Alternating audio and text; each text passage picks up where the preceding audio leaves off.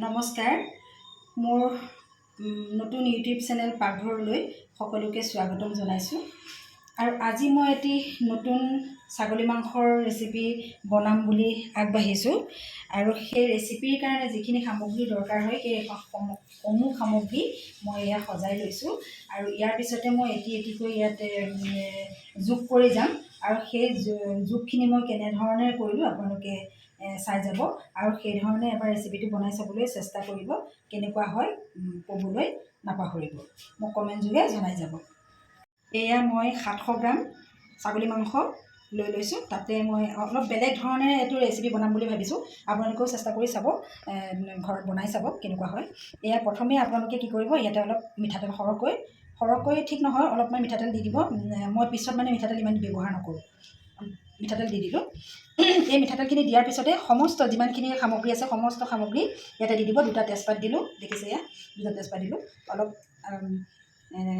আদা দিলোঁ, আদাৰ গুড়ি দিলোঁ। আৰু মই নহৰুটো ডাইৰেক্টলি এনেকৈ গোটা নহৰু দিম। আপোনালোকে চাব, এনেকৈ গোটা নহৰু দিম। তাতে আপোনাৰ ইয়াতে দিলোঁ ইলাচি, লং ইলাচি, ডালচেনি 4-5টা, আৰু লং দিছোঁ 4-5টা, ইলাচি দিছোঁ 2টা, ডালচেনি মাত্ৰ এটুকুৰা দিছোঁ। আৰু ইয়াতে 4-5টামান জালুক দি দিছোঁ। ইয়াত গোটেইখিনি ইয়াতে দি দিলোঁ। দিয়াৰ পিছত কি কৰিম চাব, ইয়াতে দি দিলোঁ। আৰু এতিয়া ইয়াতে দি দিম পিঁয়াজখিনি। পিঁয়াজ মই 4টা কুটি লৈছোঁ, 4টা পিঁয়াজ দিম। 700 গ্ৰাম ছাগলী মাংসত 4টা পিঁয়াজ দিম। আৰু এইখিনি মাংস ইয়াতে এইখিনি গোটেইখিনি দি দিলোঁ। তাৰপিছতে যিমানখিনি আপোনাৰ পিছতেই হওক বা আগতেই হওক আপোনালোকে মাংস ব্যৱহাৰ কৰিলে যিখিনি মছলা ব্যৱহাৰ কৰে সেই মছলাখিনি পিছত দিব নালাগে। আৰু সমস্ত মছলা আপোনালোকে ইয়াতে দি দিব যিমানখিনি। এয়া মই 2 চামুচ, এই সৰু চামুচখনে মাত্ৰ 2 চামুচ জিৰা দিছোঁ। এয়া কাশ্মীৰী মিৰ্চ দিছোঁ মাত্ৰ আধাতকৈ অকণমান বেছি দিম, কালাৰটো অকণমান সৰহ যিহেতু মাংসখিনি অকণমান কালাৰ আহক। ইয়াত মিট মছলা দি দিছোঁ সৰু চামুচেৰে 1.5 চামুচ মাত্ৰ এয়া দিলোঁ। দিয়াৰ পিছত ইয়াতে এয়া 2টা এনেকুৱা জলকীয়া, গোটা জলকীয়া 2টা কেঁচা জলকীয়া দি দিছোঁ। আৰু এটা মই ফালি দিছোঁ, কাৰণ আমাৰ ইমান জ্বলা আমাৰ ঘৰখনত নচলে, সেয়েহে এনেকৈ দিছোঁ। এতিয়া গোটেইখিনি আপোনালোকে মেৰিনেট কৰিব, সুন্দৰকৈ মেৰিনেট কৰিব। ইয়াত এইখিনি ভালদৰে সানিব, তেলখিনি যাতে সমস্ততে লাগি যায়, আৰু তেনেকৈ মেৰিনেট কৰিব।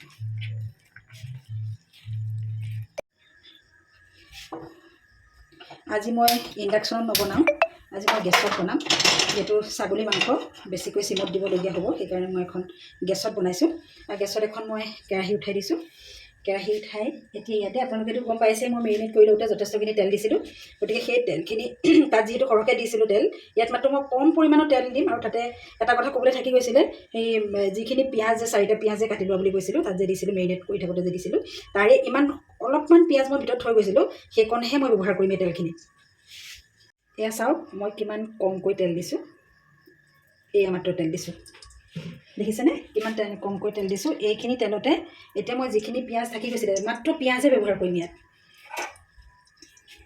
এই কেৰাহীটো গৰম হ'বলৈ দিছোঁ। তেল গৰম হৈ গৈছে। তেলখিনি সদায় বেছিকৈ গৰম হ'বলৈ দিব, যাতে বেছি ধোঁৱা ওলোৱাৰ লগে লগে আপোনালোকে জানিব যে তেল গৰম হৈ গৈছে। আৰু তেনেকুৱা কেৰাহীতহে আপুনি ছাগলী মাংস বনাই আৰাম পাব। তাৰপিছতে পিঁয়াজটো দিয়াৰ পিছত অলপ সময় লৰাই থাকিব। লৰোৱাৰ পিছত লগে লগে চিমত দি দিব। দেখিছেনে এনেকুৱা হৈ যায় যে, এনেকুৱা হোৱাৰ লগে লগে আপোনালোকে চিমত দি দিব। এতিয়া এইখিনি গৰমতে পিঁয়াজখিনি হৈ যাব। এনেকুৱা অলপ অৱস্থা হ'লে ভাল, বেছিকৈ লৰাব নহ'লে ধৰি যাব পাৰে। এই দেখিছেনে এনেকুৱা হৈ গৈছে। এতিয়া এনেকুৱা যে হৈ গৈছে, এয়া হৈ যোৱাৰ লগে লগে আপোনালোকে মেৰিনেট কৰি থোৱা মাংসখিনি ডাইৰেক্ট ঢালি দিব। আৰু এয়া দেখিছেনে, এই নহৰুটো আগতীয়াকৈ ধুই পখালি মই পানীটো যাবলৈ দি থৈছিলোঁ, ডাইৰেক্ট গোটাকৈ মই দিম এইখিনিত। এতিয়া মই মাংসখিনি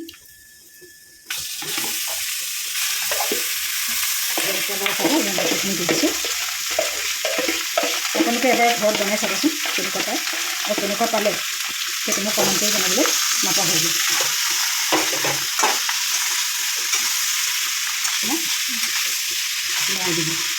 এই নহৰুটো যে দেখিছে, এই নহৰুটো গম নাপায় আৰু যে এইটো এটা গোটা নহৰু যে দিয়া হৈছিলে বুলি আপোনালোকে গম নাপায়। আৰু লগতে মই আৰু 2-3 টুকুৰা নহৰু দিছোঁ, দেখিছে চাগে আপোনালোকে, তেনেকৈ দিছোঁ বাকলিসহ ধুইছোঁ আৰু পানীটো যাব দিছোঁ। আৰু লগতে মাংসখিনি লগত মই বহাই দিছোঁ। এয়া দেখিছেনে মই গেছটো ডাঙৰ কৰি দিলোঁ, ডাঙৰ কৰি দি এয়া ভালদৰে লৰাম। আপোনালোকে যেতিয়া মেৰিনেট কৰিব তেতিয়াই নিমখ হালধিটো দি দিব পাৰে। নিমখ হালধি দি পেলাই মেৰিনেট কৰিব পাৰে। যদি নিদিয়েও তেতিয়া কোনো কথা নাই, এতিয়া আপোনালোকে দি দিব পাৰিব। মই এতিয়াহে দিম, আৰু মই মেৰিনেট কৰিলেও দিওঁ অৱশ্যে, দুটাই ব্যৱহাৰ কৰোঁ। আজি কিন্তু মই এনেকৈ দিব লাগিব। আপোনালোকে নিজে জানেই নহয় আৰু কিমানখিনি দিলে নিমখ দিলে সোৱাদ হ'ব, সোৱাদ অনুযায়ী নিমখ দিব।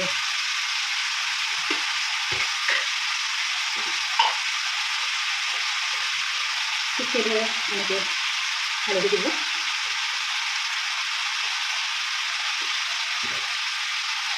এনেকৈ নিমখ হালধি দিয়াৰ পিছত ফুল গেছতে ভালদৰে লগাব, ভালদৰে লগাব। এতিয়া ভালকৈ গৰম হৈ যোৱাৰ পিছত এখন ঢাকনিৰে ঢাকি দিব। ঢাকি পুনৰ চিমত দি দিব। মই গেছটো বঢ়াই দিছোঁ আৰু লগতে ঢাকনিখন খুলি খুবকৈ লৰাই দিছোঁ।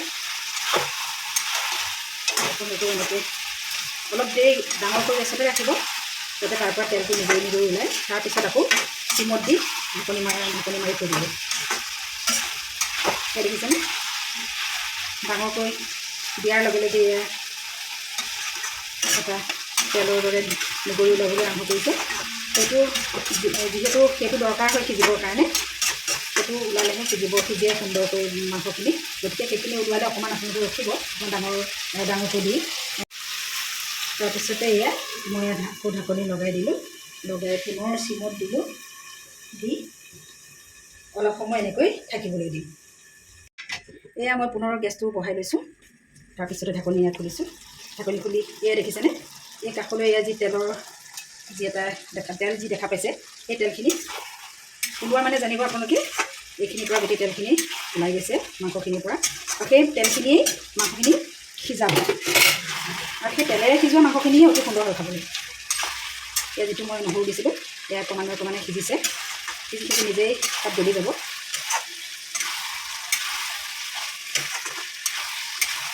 লৰাই দিব।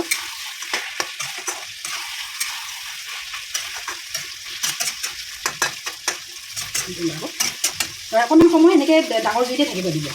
ডাঙৰ জুইতে থাকিলে যেতিয়া পকাৰ পিছত যেতিয়া আপুনি ঢাকনিখন মাৰি দিব, তেতিয়া যিটো তেল থাকিব সেই তেলটোৱে আৰু সুন্দৰকৈ মাংসখিনি সিজাবলৈ সহায় হ'ব। ডাঙৰ জুইত মই অলপ সময় ৰাখিব লাগিছিলে, বহুত ডাঙৰ জুইত ৰাখিছোঁ। ডাঙৰ জুইত ৰখাৰ পিছত মই এনেকৈ লৰাই দিছোঁ। অলপ সময় আপোনালোকে ৰাখিব, এনেকৈ মই ৰখাৰ দৰে ডাঙৰ জুইত এনেকৈ ৰাখি লৰাব। লৰাই পেলাই তাৰপিছত ঢাকনিখন আকৌ লগাই দিব। লগাই ইয়াত ডাঙৰ জুই হোৱাৰ পিছত এতিয়া চিমলৈ যেতিয়া লৈ আহিব, তেতিয়া সেই মাংসখিনি অতি সোনকালে সিজি যাব। 15 মিনিটৰ পাছত মই ঢাকনি খুলিছোঁ। ঢাকনি খুলি দেখিছেনে কিমান ধুনীয়াকৈ গলি গৈছে। সমস্ত বস্তু গলি মাংসত লাগিবলৈ ধৰিছে। এতিয়া মই আকৌ গেছটো বঢ়াই দিছোঁ। বঢ়াই দি এনেকৈ লৰাইছোঁ। এটা কথা মই আপোনালোকক কওঁ, এই যে মাংসখিনি মই সিজাই আছোঁ, এই সিজোৱা মাংসখিনি মই আৰু এটা ঢাকনৰ পিছতেই কুকাৰত দিম। সেয়া মই ঢাকনিখন মাৰিলোঁ। ডাঙৰ জুইতেই মই ঢাকনিখন মাৰিছোঁ। তাৰপিছতে মই কমাই দিছোঁ, মানে চিমত দিছোঁ। চিমত দি এনেকৈ মই অকণমান সময় ৰাখিম। আৰু বেছি সময় নালাগে, আৰু অলপ সময়ৰ পিছতে এই মাংসৰ যি ৰেচিপি এই তৈয়াৰ হৈ যাব। এয়া মই ঢাকনিখন খুলিলোঁ। এয়া দেখিছেনে কি সুন্দৰকৈ এটা তেল নিৰ্গত হৈছে। এই তেলখিনিয়েই মাংসখিনি সিজোৱাত যথেষ্ট সহায় কৰিলে। আৰু এয়া যে যি ডাঙৰ জুই হৈ আছে, এই ডাঙৰ জুইতে মই এতিয়া আলুখিনি দিম। এতিয়াহে মই আলুখিনি দিম। মই 2টা আলু লৈছোঁ। এয়া 2টা আলু কাটি লৈ এতিয়া মই ইমান দেৰিকৈ আলুখিনি দিছোঁ। ইয়াৰো এটা কথা আছে, আপোনালোকে চাই থাকক মই কিয়নো ইমান দেৰিকৈ আলু মাংসত দিছোঁ। এনেকৈ দি এতিয়া মই লৰাই আকৌ চিমত ঢাকনি মাৰি চিমত দি দিম। 10 মিনিটত মই ঢাকন উঠাইছোঁ আৰু উঠাই লৰাইছোঁ অলপ। আৰু মই ডাঙৰকৈ জুইটো দি দিছোঁ। জুই দিয়াৰ পিছত লৰাইছোঁ। আপোনালোকক মই এটা কথা কওঁ, মই বহুত দেৰিকৈ আলুখিনি দিছোঁ। 2টা আলু কাটি দিছিলোঁ যে সেই আলুখিনি মই বহুত দেৰিকৈ দিছোঁ। বহুত দেৰিকৈ দিয়াৰ পিছত এই নহৰুখিনি চাওক, এনেকৈ মই মাৰি দিছোঁ নহৰুখিনি। বহুত দেৰিকৈ আলুটো দিয়াৰ এটা কাৰণ আছে। কাৰণটো হ'ল এতিয়া এইখিনি যিখিনি মাংস মই লৰাই আছোঁ, লৰাই যদি অকণমান এই পানীটো যদি অকণমান এতিয়া তেলটো অকণমান কমিব, কঢ়াৰ পিছতে মই কুকাৰত দিম তাৰমানে সেইকাৰণে কুকাৰত দিম এইকাৰণে আমাৰ সকলোৱে মানে কুকাৰত দিলে মাংসটো খাই ভাল পায় মাংসটো মানে তেতিয়া বেছিকৈ সিজে বুলি কয় বেছি ভাল লাগে বুলি কয় সিহঁতে সেইকাৰণে মই কুকাৰত দিওঁ সেইকাৰণেহে মই দেৰিকৈ আলুটো দিছোঁ আপোনালোকে যদি কুকাৰত নিদিয়ে তেতিয়া মাংসখিনিৰ লগতে আলুটো দি দিব পাৰিব মই কুকাৰত দিম কাৰণে মাংসটো আলুটো দেৰি কৰি দিছোঁ এয়া মই লৰাই আছোঁ লৰাই এনেকৈ তেলটো প্ৰায় সামৰিব ধৰিছে আৰু এতিয়া তেলটো প্ৰায় কমিছে আৰু একেবাৰে কমায়ো নিদিব আপোনালোকে কমাই দিলেও বেয়া হৈ যাব এনেকৈ মানে অকণমান কুকাৰত দিয়াৰ আগমুহূৰ্তলৈকে এনেকৈ লৰাই অকণমান তেলটো কমি যোৱালৈ ৰ'ব একেবাৰে কমায়ো নিদিব একেবাৰে কমাই দিলে টেষ্টটো বেয়া হৈ যাব গতিকে অলপ তেল থাকোঁতে আপোনালোকে কুকাৰত দি দিব এয়া মই এটা কুকাৰ লৈছোঁ আৰু এই কুকাৰতে মই এনেকৈ মাংসখিনি ভৰাই দিম গেছটো মই অফ কৰি দিলোঁ গেছটো অফ কৰি এনেকৈ মাংসখিনি ভৰাই দিম যেতিয়া কুকাৰত দিব নহয় সেই কুকাৰত দিয়া মাংসখিনিৰ লগত যদি আলুটো আগতীয়াকৈ দি দিয়ে একেবাৰে শেষ হৈ যায় সেইকাৰণে দেৰিকৈ যদি আলুটো দি পেলাই আপোনালোকে কুকাৰত দিয়ে চাব সেইটো টেষ্ট এটা বেলেগ হয়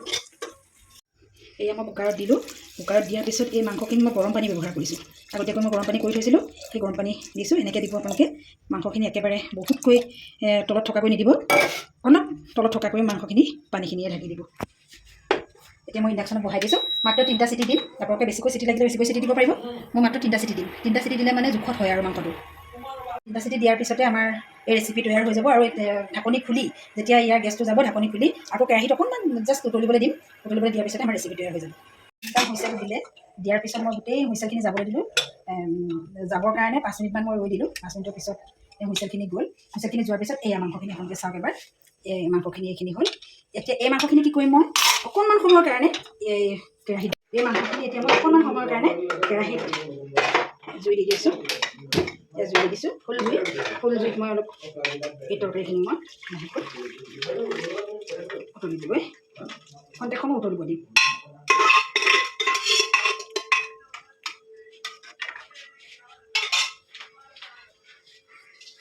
এয়া চাওক এই যিখিনি আলু মই দিছিলোঁ তাৰে কিছু আলু মই এনেকৈ ভাঙি দিম গোটেইখিনি আলু নাভাঙোঁ কিছু আলু মই ভাঙি দিম যাতে অকণমান ডাঠো হয় আৰু অকণমান ভাল টেষ্টটো আহে এয়া মই ভাঙি দিলোঁ এনেকৈ ভাঙি এই 2 আলু মই এনেকৈ থৈ দিম এই আলু টুকুৰা ডাইৰেক্ট খায়ো ভাল লাগে মাংসৰ আলু গতিকে আৰু অকণমান সময় উতলিবলৈ দিম উতলাৰ পিছতে আমাৰ ৰেচিপি তৈয়াৰ হৈ যাব এয়া দেখিছেনে অলপ সময় উতলিব দিলোঁ উতলিবলৈ দিয়াৰ পিছত এই আমাৰ ৰেচিপি তৈয়াৰ হৈ গ'ল আপোনালোকে ইমানটো পানীটো ৰাখি দিব পাৰে আপোনালোকৰ ইচ্ছাৰ কথা যিমানটো পানীত আপোনালোকে ৰাখিব বিচাৰে সিমানটো এই তৰকাৰী কৰিব পাৰে এয়া আমাৰ ৰেচিপি তৈয়াৰ হৈ গ'ল আমি এতিয়া পৰিৱেশন কৰিম ভাতৰ সৈতে আপোনালোকে এবাৰ বনাই চাব ঘৰত কেনেকুৱা পায় আৰু মোক কমেণ্ট যোগে জনাবলৈ নাপাহৰিব থেংক ইউ